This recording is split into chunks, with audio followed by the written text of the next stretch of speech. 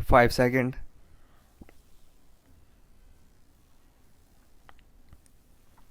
In 2009, Corporate Power Limited set up a thermal power project in Jharkhand and for so doing availed of long region facilities from various lenders including the State Bank of India. The account of the corporate debater was declared as a non-performing asset by SBI on 31/07/2013. On 27/03/2015, SBI issued a loan recall notice to the corporate debater in its capacity as the lender's agent. On 31/03/2015, some of the original lenders of the corporate debater, namely India Infrastructure Finance Company Limited, SBI, State Bank of Hyderabad, State Bank of Bikaner, and Jaipur, assigned the debits owed to them by the corporate debater to the appellant, the Asset Reconstruction Company India Limited. On 20/06/2015, the appellant issued a notice under Section 13 of the Securitization and Reconstruction of Financial Asset and Enforcement of Securities Interest Act 2002 on behalf of itself and other consortium lenders to the corporate debater. On 01/06/2016, the appellant took actual physical possession of the project assets of the corporate debater under the Act. On 26/12/2018, the appellant filed an application under Section 7 of the Insolvency and Bankruptcy Code 2016 before the National Company Law Tribunal, Kolkata, for a default amounting to rupees 6,000 crores from the corporate debater. As the relevant form indicating the date of default did not indicate any such date, this was made up by the appellant on 8/11/2019 by filing a supplementary affidavit before the NCLT specifically mentioning the date of default and axing copies of balance sheet of the corporate debater, which, according to the appellant, acknowledged periodically the debit that was due.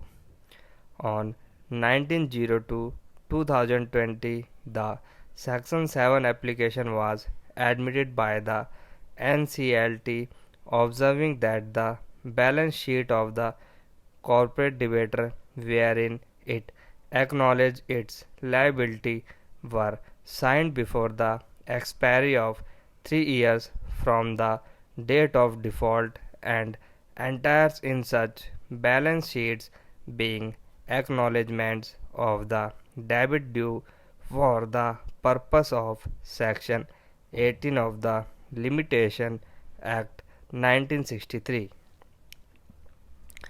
In an appeal filed to the National Company Law Appellate Tribunal, the corporate debater relied upon the earlier full bench judgment.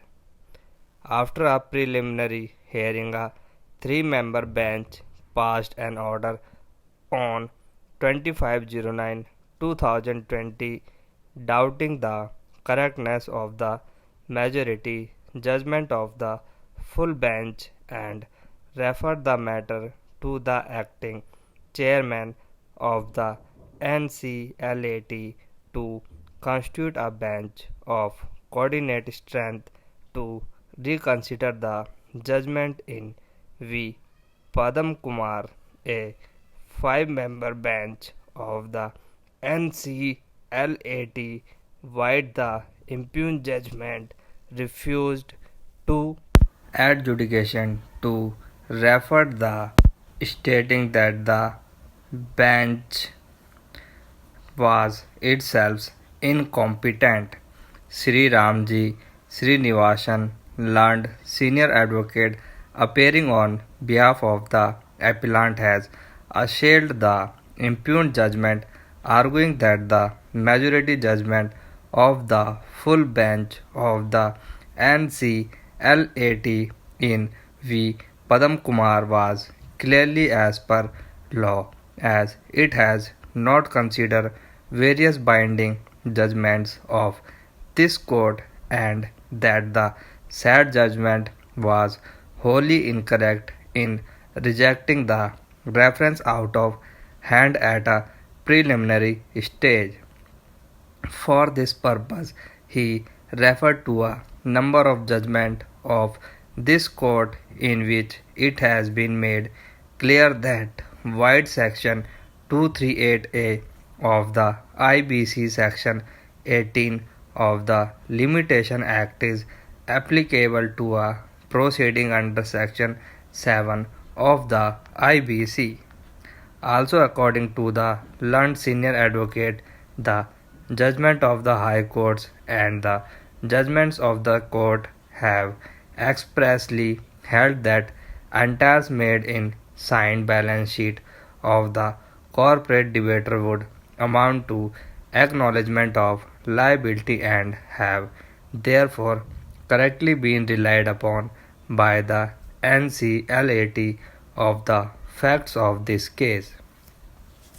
He argued relying upon certain judgment that the reference made to the five-member bench by the three-member bench was perfectly in order and ought to have been answered on merit.